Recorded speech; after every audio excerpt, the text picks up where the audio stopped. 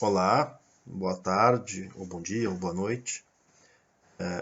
Esse aqui é o vídeo de leitura prévia da quarta unidade, que é sobre o jornalismo e, e as ciências, né, as teorias da linguagem. São 3 textos. O primeiro texto é um texto do meu livro de teoria da comunicação, foi publicado pela Intersaberes, que é, na verdade, um apanhado geral sobre as teorias da linguagem, né? Sobre aquelas que de alguma forma foram incorporadas, foram lidas, foram utilizadas por teóricos do jornalismo para pensar o jornalismo, né? O segundo texto é um que se chama Margens do Jornalismo, Linguagem e Discurso, da Rosana de Lima Soares. E o terceiro texto é o texto do Gonçalves, sobre enquadramento. O título é A abordagem do enquadramento nos estudos do jornalismo. Também, de certa forma, não é exatamente estudos de linguagem, de um outro campo de conhecimento, do Erving Goffman, mas também é utilizado para entender o jornalismo enquanto linguagem. Tá? E aí faltaria teorias mais importantes sobre o jornalismo, faltaria só alguma coisa sobre análise de conteúdo, que é uma metodologia bastante utilizada também, mas isso eu abordo em sala de aula. Okay? Então vamos para o primeiro texto, que é o meu texto geral sobre ciências da linguagem. Né? Bem, no campo das ciências da linguagem, a gente pode dizer, grosso modo, que existem dois grandes campos que são mais influentes no campo da comunicação. De um lado, o campo da que a gente chamaria de semiologia, que tem uma origem linguística. Tem como sua grande referência um autor chamado Ferdinand de Saussure, que nasceu em Genebra, e que publicou um livro, que é um livro seminal, um livro que que faz uma mudança sensível no campo do conhecimento, que é o campo da linguística, que é o livro Curso de Linguística Geral. Ele é de 1916, aproximadamente, mas que ele de fato nunca escreveu. É um livro que foi escrito com base em anotações de aulas que ele ministrou na Universidade de Genebra por dois alunos, Charles Bailey e Albert Sacheray. E esses dois alunos, a partir das anotações de aula, escreveram um livro que provocou uma mudança profunda na linguística. É considerado um livro que faz o que na linguística a gente chama de a virada linguística. Funda um campo, que funda uma outra concepção, que é a linguística estrutural. Então, dele vem uma série de autores, vem aí, por exemplo, dos textos complementares, o Saussure, de certa forma, na base do pensamento do Roland Barthes, que vai ser daí o grande teórico da semiologia, e vai estar na base de pensamento do que é a corrente de estudos de análise do discurso mais influente, que é a análise do discurso francesa, que é formulada por autores como Michel Pechet, como Ducrot, Julia Kristeva. Então, um campo, uma escola que se tornou muito influente, aqui no Brasil pelo menos, e que tem bases no pensamento saussuriano. E de outro lado, está o trabalho do Charles Sanders Peirce. Peirce é um norte-americano que criou uma ciência da linguagem, que é a semiótica, mas que ele criou uma perspectiva de ser, na verdade, uma lógica para produzir, para fornecer para a ciência instrumentos para entender como que uma mente humana conhece o mundo. Então ele estava no fundo, tentando entender como que a nossa mente interpreta, conhece o mundo e, portanto, estava tentando resolver um problema da ciência como um todo. Né? Bem, a nossa primeira referência importante é o trabalho do Ferdinand de Saussure, o livro Curso de Linguística Geral. Nele, o autor vai delineando vários conceitos para construir uma perspectiva única sobre o que são as línguas naturais. Línguas naturais são todas aquelas que são faladas pelas pessoas mundo afora, como o português, o inglês, o francês, o alemão, o Yiddish, italiano, são todas línguas naturais. Então, o que a linguística estuda línguas naturais, né, nos seus 4 aspectos mais importantes, tá? Que é a sintaxe, morfologia, fonologia e a semântica. Então, a linguística, grosso modo, é o estudo das línguas naturais em 4 campos principais, e aí tem vários subcampos da linguística, né, de como a sociolinguística, e várias abordagens hoje contemporâneas, como a sintaxe gerativa e por aí vai. Enfim, mas a linguística se volta para línguas naturais.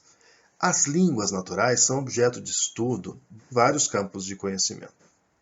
Elas podem ser abordadas pela sociologia como um fenômeno social, podem ser abordadas pela psicologia como um fenômeno individual. O que o Saussure estava tentando fazer é construir um conceito que fosse único e exclusivo da linguística. Tá? Único e exclusivo da linguística. E ele vai fazer isso através de uma série de dicotomias. Os capítulos do livro vão construindo dicotomias. Né? Como, por exemplo, o Saussure diz o seguinte: existe, né, a língua e a fala. A língua é o sistema linguístico em si, aquilo que é igual para todos os sujeitos. E a fala é o uso individual da língua. Cada um de nós faz um uso muito específico, usa a língua de um jeito, usa expressões, constrói significados de um jeito específico. Isso faz parte da língua? Sim, mas o que interessa fundamentalmente para a linguística não é esse uso individual, mas é aquilo que é comum para todos. Portanto, o que interessa para o Saussure é a língua. Tá?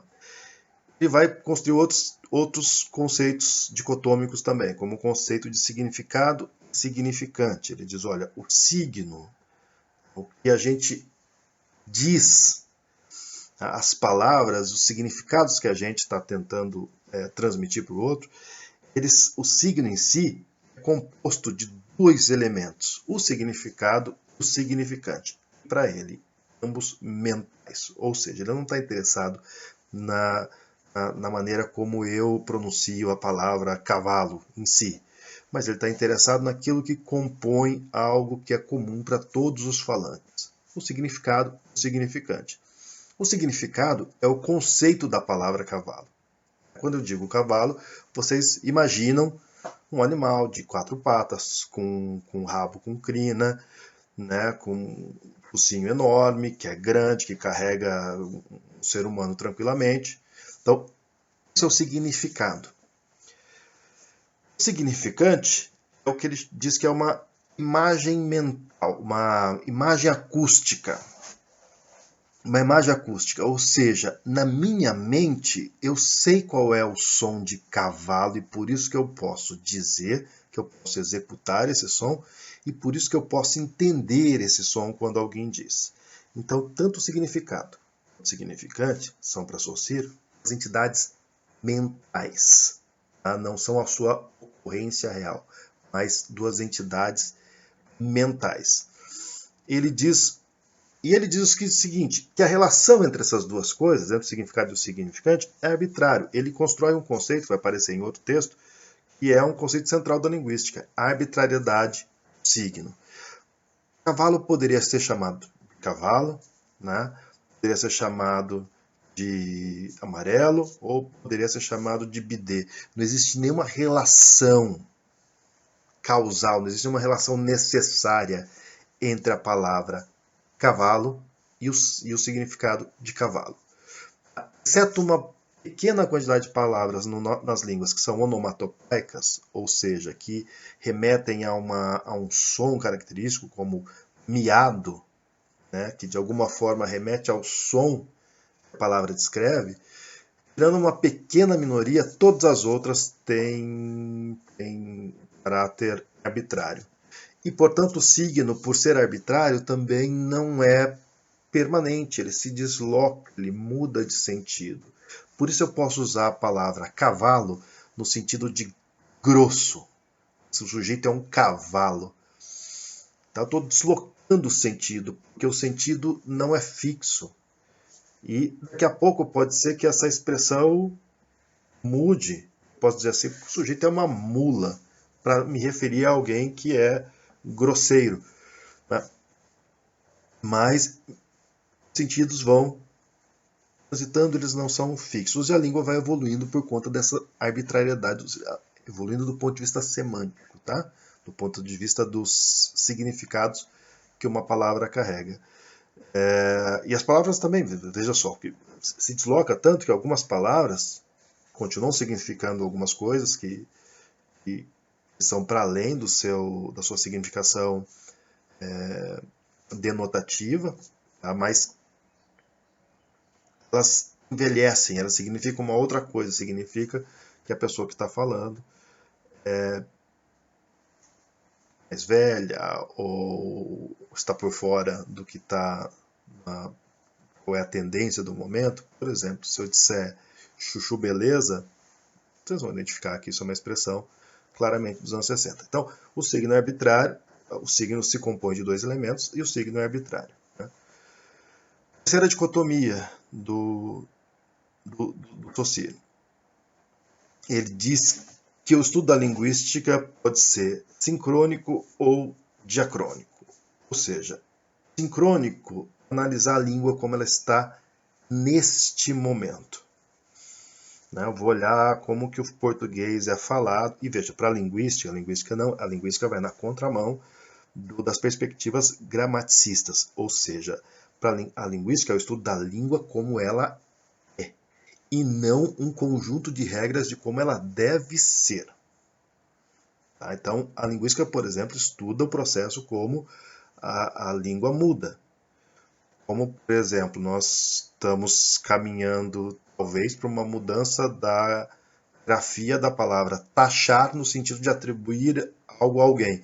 Eu taxei fulano de sovina. Que essa palavra é com CH, mas na imprensa em geral se escreve com X. A linguística, quer dizer, na imprensa tem se escrito muito com X, e para a linguística ela não vai discutir, fazer recomendações de que deva se escrever da maneira correta. Ela quer entender os processos pelos quais uma língua muda, inclusive a ortografia dessa língua. Né?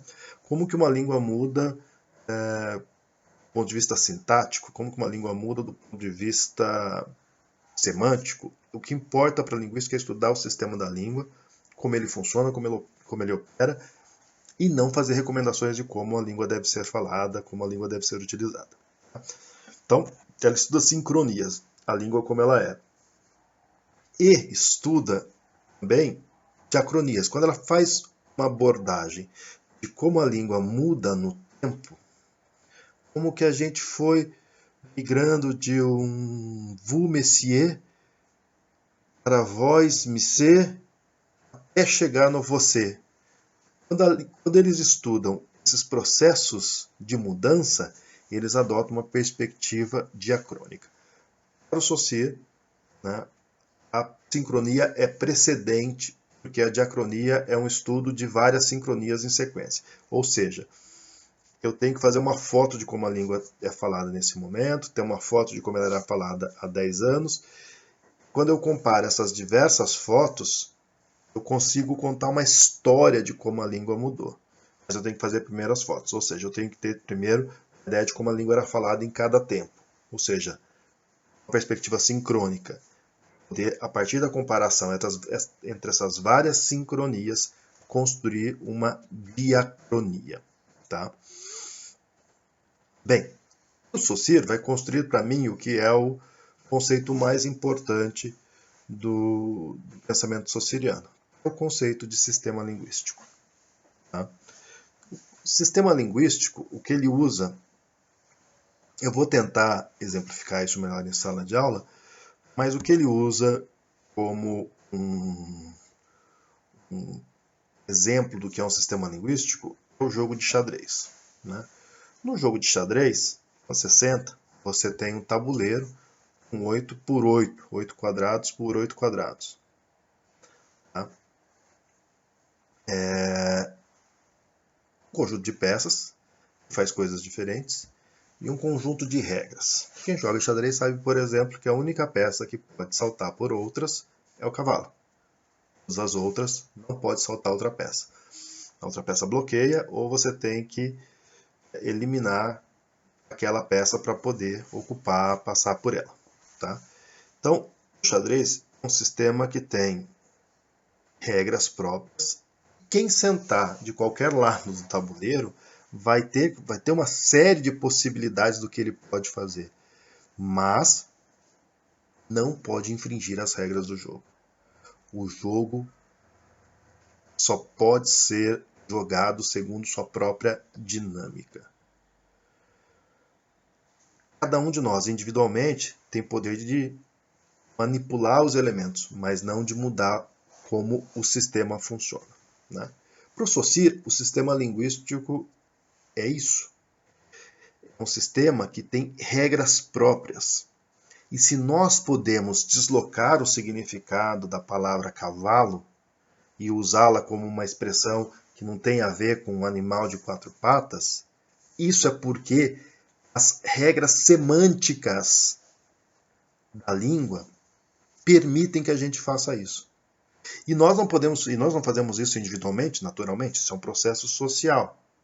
O processo social está temido, ele está limitado pelas regras próprias da língua. A língua é um sistema e esse sistema funciona por regras próprias, que não são pura e simplesmente convenções sociais, fazem parte da dinâmica do sistema e também não são o uso individual desse sistema. E esse sistema linguístico e suas regras próprias, este é o objeto da linguística. E só da linguística. Por conta de ter cunhado este conceito, de ter formulado que é uma língua natural, de uma perspectiva que só um campo de estudo pode analisar, que é a linguística, é que o Saussure é considerado o fundador da linguística estrutural e o cara que abriu as portas para a linguística ser considerada, dentre as ciências humanas, uma das mais avançadas do ponto de vista metodológico. Tá? E também do ponto de vista de resultados científicos de estudos sobre a língua. O sistema linguístico é o primeiro conceito histórico, apesar do Saussure não ter usado essa expressão, de estrutura. E ele abre as portas para todas as aplicações do conceito de estrutura em diversos campos do conhecimento. Seja na psicologia, seja na história, seja na sociologia, seja na antropologia, em todos os lugares onde foi o conceito de estrutura, ele é necessariamente derivado do pensamento do Saussure. Inclusive, levado a sério, os conceitos de racismo estrutural, de machismo estrutural, remetem ao conceito saussuriano de estrutura. Veja, o estruturalismo foi visto por muito tempo, e ele ascendeu como uma corrente de pensamento por um bom tempo, pelas suas qualidades como abordagem científica dos problemas humanos, mas onde ele foi, ele se comportou com as características que lhe são inerentes. Ele é anti-humanista. O que significa dizer que o estruturalismo é anti-humanista?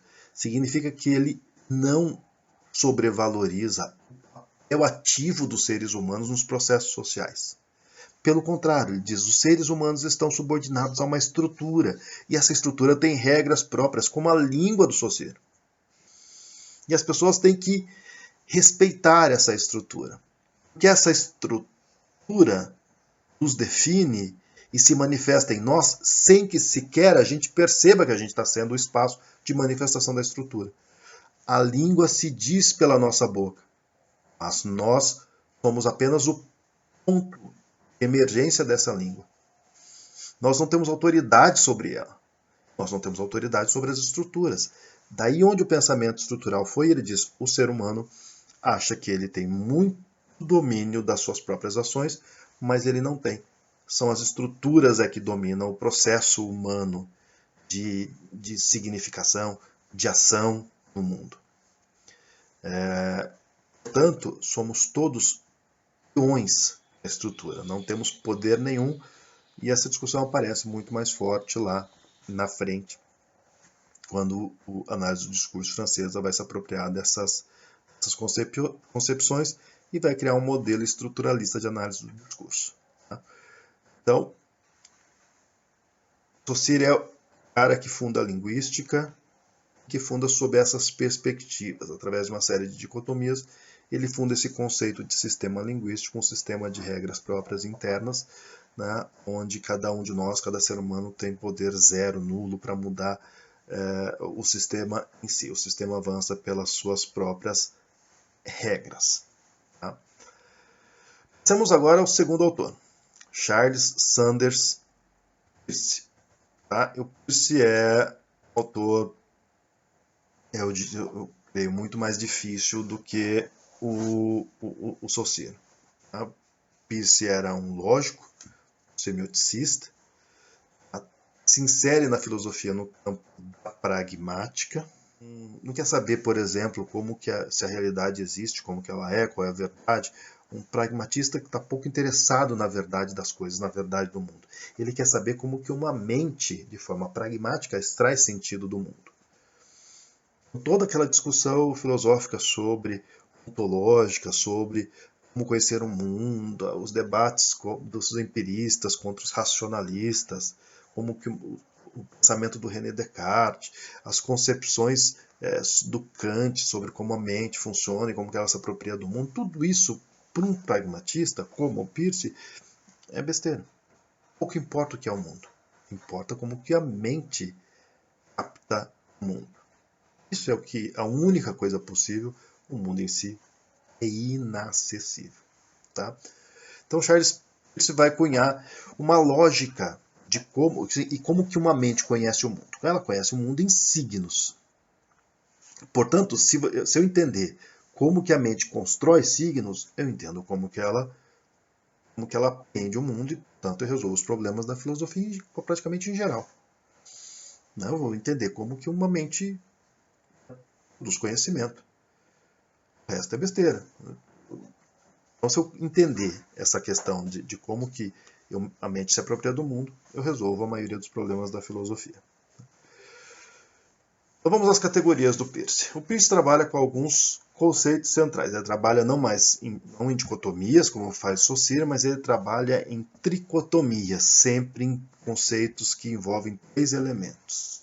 Tá? Ele diz, olha, no nível das categorias de signos, os signos podem estar em 3 lugares. No que ele chama de primeiridade, no que ele chama de secundidade e no que ele chama de terceiridade. A primeiridade, em linhas gerais, são as qualidades do mundo. Aquilo que você pode estar absolutamente desligado, sem pensar. Você coloca um fone de ouvido e você não sabe nem que música está tocando, mas você sente uma qualidade sonora. Você sente a vibração do ar. Então, essa é a primeira forma de uma mente se apropriar do mundo. Através dessas sensações, das cores, dos cheiros, dos sons, dos sabores. Os sabores básicos, por exemplo, amargo, salgado, azedo, doce, umami, são sabores básicos. Eles não descrevem para a gente nada no mundo especificamente, são sabores básicos. A secundidade é a atribuição da qualidade a objetos. Ou seja, quando eu sinto um sabor amargo, eu posso atribuir isso a alguma coisa específica no mundo. É o sabor amargo de uma cerveja escura, ou é o azedo de uma raiz forte. Tá? Então eu posso atribuir um sentido a algo, e aí eu já estou num outro nível. Eu saí daquela fase em que eu estou numa sala em que a luz azul bate em mim o tempo todo e eu estou imerso, entregue a uma sensação que tem a ver com uma cor. eu passei a atribuir esta característica, esse cheiro, esse sabor, esse som, a alguma coisa. Tá? Aí nós estamos na secundidade. A terceira idade já é um sentido construído socialmente. Ou seja, uma interpretação do mundo. É mais ou menos como eu entender que o amargo eu atribuo a uma raiz forte, a partir disso eu atribuo esse gosto à culinária japonesa. Então aqui eu já tenho praticamente um argumento, um valor convencionado socialmente, ao longo da história, mas convencionado socialmente. Né? Quando eu chego a não só atribuir um sentido a algo no mundo, mas a interpretar um sentido social para isso, eu estou na esfera da terceira idade. Essas tricotomias vão virar várias outras. Isso gera 3 categorias de 3 objetos componentes de um signo. Tá? Primeiro, o objeto que o signo representa em si. Tá? O que representa esse objeto e a maneira como este representante ou representamen é interpretado pela mente. Então ele diz, o processo de construção do signo diz respeito ao objeto em si, assim, como uma mente conhece o mundo. Tem o objeto em si, tem o signo que é gerado a partir desse objeto, o objeto em si é inacessível para a mente, né? Tem um signo que é gerado e a maneira como a mente interpreta esse signo. Ponto. As 3 coisas que compõem o signo, objeto, representamen, interpretante. E aí ele vai decorrer aí as categorias relacionando objeto, signo e interpretante, ele vai decorrer mais 3 categorias. Em relação ao objeto, um signo pode ser de 3 naturezas. Um signo pode ser indicial, icônico ou simbólico. Ou pode ser um índice, um ícone ou um símbolo. Um índice é uma sensação que indica algo. Por exemplo, eu sinto um perfume de flores. Isso me indica flores, mas eu não vi flores, é só um índice de flores. Tá? O ícone é uma representação do objeto tal qual ele é. Ou seja, por exemplo, se eu olho para uma fotografia de uma flor, aquilo não é uma flor, mas é uma representação da flor. Se eu olho um desenho de uma árvore, aquilo é uma representação de uma árvore, é por semelhança. Tá? E terceiro, em relação ao objeto, um signo pode ser também um símbolo, ou seja, ele pode ser convencional. Eu posso olhar, por exemplo, um objeto retangular, branco, com uma bola vermelha no meio, e interpretar que aquilo ali é um símbolo do Japão. Mas por quê? Por que um quadrado branco com uma bola vermelha é símbolo do Japão? Por convenção social. Porque o Japão escolheu aquilo e os demais reconheceram que aquilo era o símbolo do Japão. Tá? Em relação ao representamen ou ao signo em relação a ele mesmo, o signo pode ser de 3 naturezas. Pode ser um qualisigno, um sinsigno ou um legissigno. Tá? O qualisigno é uma qualidade que é um signo. O sinsigno é uma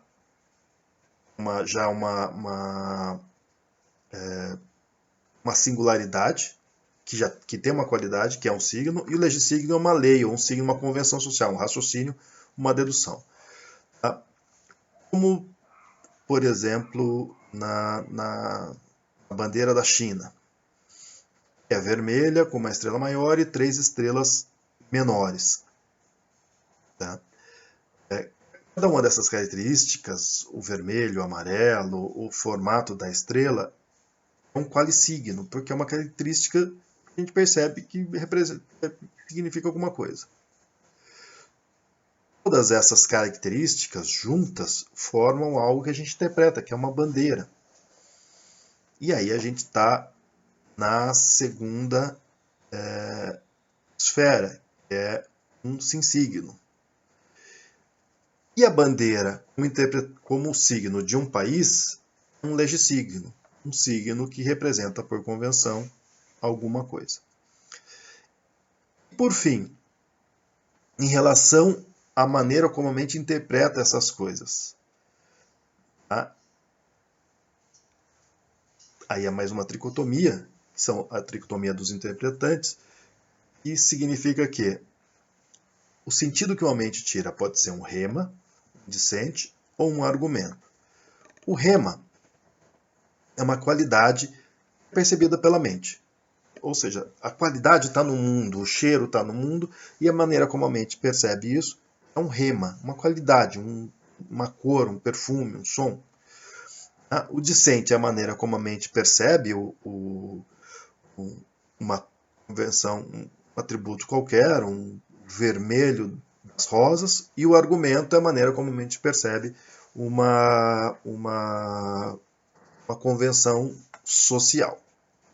Então, se a gente fosse colocar em linha, a primeira idade tem a ver com relação ao signo com o objeto, com o tipo de signo que é o índice, com o tipo de representamen, que é o qualisigno, e com o tipo de interpretante, o rema. A segundidade tem a ver com representamen, ícone, signo e discente, e a terceira idade, com interpretante, símbolo, de signo e argumento. Pois bem, aí que nós vamos chegar onde as pessoas não chegam no Peirce, em geral. Né? O Peirce vai combinar todos esses elementos para dizer que existe algo no mundo que tem um signo específico e que produz uma determinada interpretação. Não necessariamente um qualisigno, ou seja, um legissigno vai provocar uma interpretação como legissigno. Não necessariamente eu vou olhar para a bandeira. Pense, você não vai olhar para a bandeira da China e todo mundo vai entender que aquilo é a bandeira da China e representa um país comunista. Pode ser que você olhe, pense assim, um pequeno país socialista, como desconhecido, como algum país do leste europeu. Você olha a bandeira, mas você não conhece o país. Você identifica que é uma bandeira, ponto. Dali para frente, você não sabe nem qual é o país, nem o que significa, nem nada. Portanto, você consegue interpretar um signo de maior complexidade de um jeito mais simples. Você não consegue fazer o inverso. Você não consegue interpretar um signo de menor complexidade como algo mais complexo. Você não consegue, por simplesmente sentir um cheiro e dizer assim,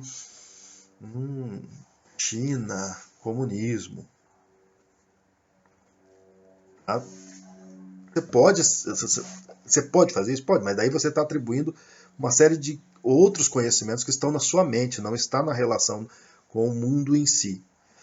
Quando o Saussure pega e diz, olha, um signo complexo social pode produzir vários outros sentidos, ele começa a dizer assim, olha, as relações da mente com o mundo são essas, são as mais diversas, e ele começa a prever teoricamente, todo tipo de relação que uma mente pode fazer com o mundo. Todo tipo de relação. E aí ele vai chegar a 27 possibilidades de signos nesta primeira versão mais simplificada. Ou seja, ele prevê teoricamente e logicamente que a mente pode, na relação com o mundo, produzir 27 possibilidades de signos. E depois ele vai tornar isso mais complexo, vai chegar a mais de 1000 categorias, mas aí a minha mente não alcança a cabeça do Peirce. Tá? Mas ele chega a essa conclusão. A mente pode produzir na relação com o mundo 27 possibilidades de signos. O texto seguinte, que é o texto da Rosana de Lima Soares, mais de jornalismo, para falar dele acho que é importante falar sobre o que é a análise do discurso. A análise do discurso tem uma vertente que surge muito Eu sou siriana, mas de certa forma ela surge para fazer algo que o Saussure disse que não era o objeto principal da linguística, que é para estudar a língua como ela é utilizada cotidianamente, de forma concreta. Discurso, a gente tem uma palavra só em português e isso atrapalha bastante. Em inglês você tem speech, discourse. Speech é o cara que faz o discurso para vereador, o cara que faz um discurso conservador, o cara que faz um discurso progressista. É um conjunto de enunciados, speech. E discourse é uma palavra que se refere ao estudo que pensa a língua no seu uso real, ou seja, num uso que envolve alguém que diz para alguém que ouve. Envolve uma relação necessariamente alternada, implica em alteridade, ou seja, em você se relacionar com o outro. E quando a gente faz isso, a gente adota uma série de estratégias. A gente diz aquilo, muitas vezes diz coisas, supondo que o outro vai interpretar. Portanto, a presença do outro marca a maneira como eu digo. Tudo que eu digo só significa num determinado contexto. Tanto é que, para análise do discurso, é impossível você dizer uma coisa duas vezes. Porque se você disser pela segunda vez, as condições sociais daquela manifestação linguística já terão mudado, o significado, portanto, terá mudado, ainda que minimamente. Tá? Então, análise do discurso discurso nesse sentido é isso, é a análise, pensar a língua em uso real. Onde isso emerge com força, onde está, por exemplo, tanto o texto da Rosana, quanto o trabalho do Antônio Fausto Neto, é na França que isso emerge. Tá? E onde os estudos sobre a língua em uso real a linguagem em ato, vão frutificar. A análise do discurso vai, por exemplo, negar a percepção que está lá presente na concepção da teoria da comunicação clássica, a ideia de que existe um emissor, uma mensagem, um receptor, vai negar que exista pura e simplesmente uma transmissão de um determinado conhecimento, de um determinado conteúdo, de um emissor a um receptor. Você vai pensar que isso aí é moldado pela relação como um todo, pela posição do emissor, pela posição do receptor. Por exemplo, a análise do discurso vai pensar que os discursos são distribuídos. Nem todo mundo pode dizer todas as coisas. Nem todo mundo pode dizer eu te declaro marido e mulher. Isso compete apenas e tão somente a um clérigo, um padre, um pastor ou quem quer que seja. Nem todo mundo pode dizer eu te receito esse remédio porque isso aqui é o melhor para você. Isso não compete a todo mundo, compete a uma determinada classe de pessoas. Também vai pensar que o significado é moldado pela posição do emissor. Se uma criança diz para mim o seu idiota, tem um sentido. Se o meu orientador de doutorado me disser ô seu idiota, tem outro sentido completamente diferente. Portanto, não é a língua não repete seus sentidos pelo uso das mesmas palavras, das mesmas expressões. A língua é feita e ela acontece e ela significa em momentos de relação real entre os falantes. No caso da análise do discurso, a gente chama de enunciador e enunciatário. Aquele que diz e aquele para quem se dirige o que é dito. Tá? E aí vem, por exemplo, uma série de conceitos, como, por exemplo, memória discursiva. Uma palavra, ela não é só o que ela significa. Se eu disser, por exemplo, quando eu digo invasão de terra, eu não estou só dizendo algo que havia uma terra que foi invadida, eu já estou me vinculando a uma série de sentidos. E implicam necessariamente que eu estou me vinculando à criminalização de uma luta social.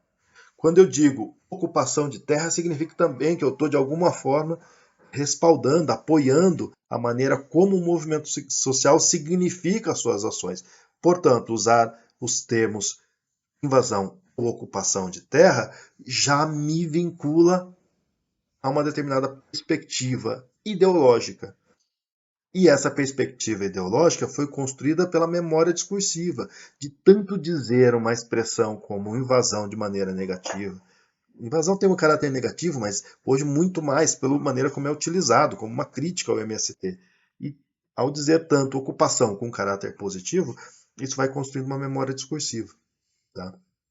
Então, a língua, né, no uso real é o que está tentando pensar a Rosana e aplicar isso ao jornalismo.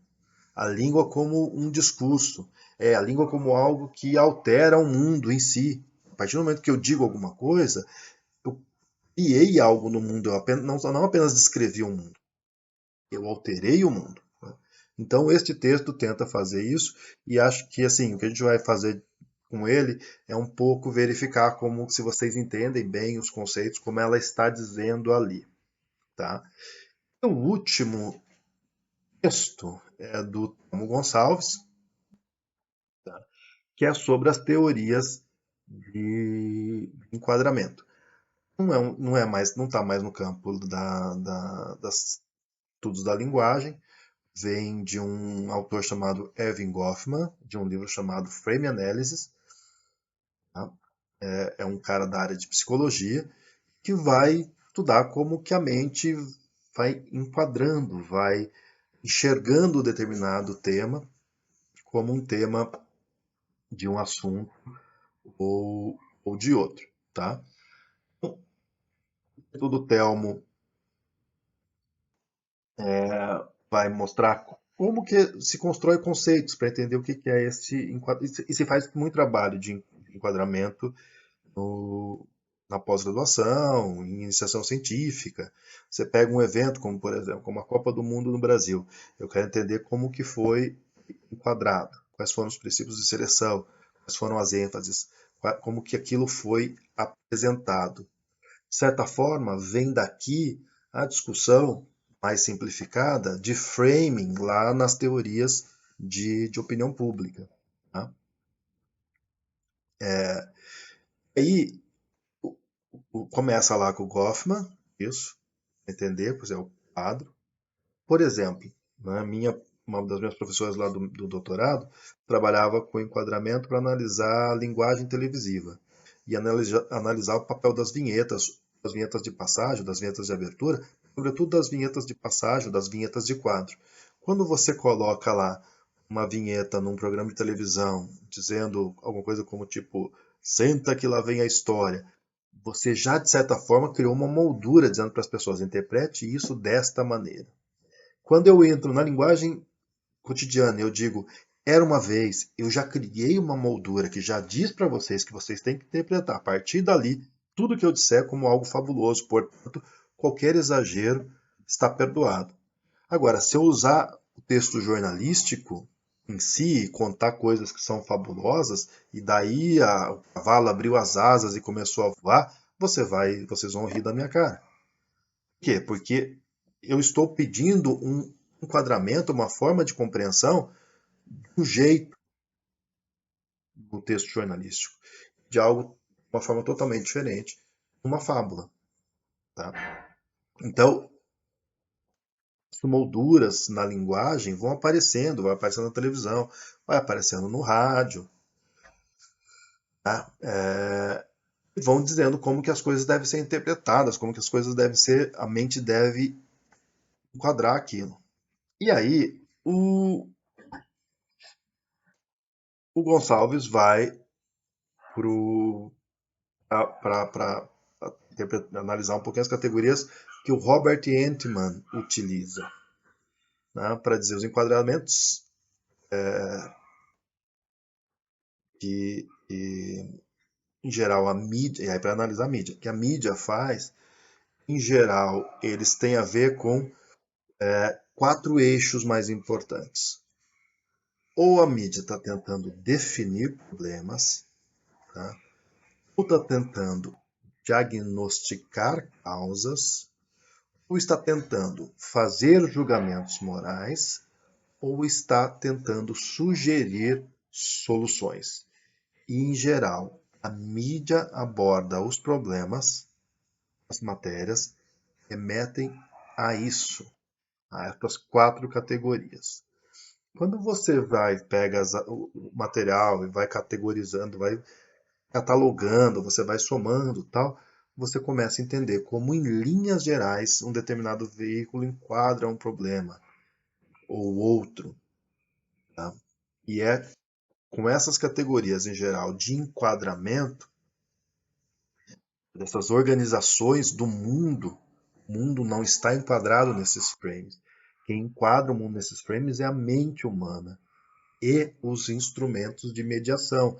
O jornalismo enquadra assim, a publicidade enquadra de outro jeito. Então, o mundo não está colocado em frames. Os frames são uma propriedade da mente humana. E sendo uma propriedade da mente humana, a gente cria essas molduras para produzir um determinado efeito de sentido na nossa audiência. Além desses textos, temos mais os 3 complementares. O Antônio Fausto Neto, eu já falei, é uma análise muito que utiliza a análise do discurso francesa.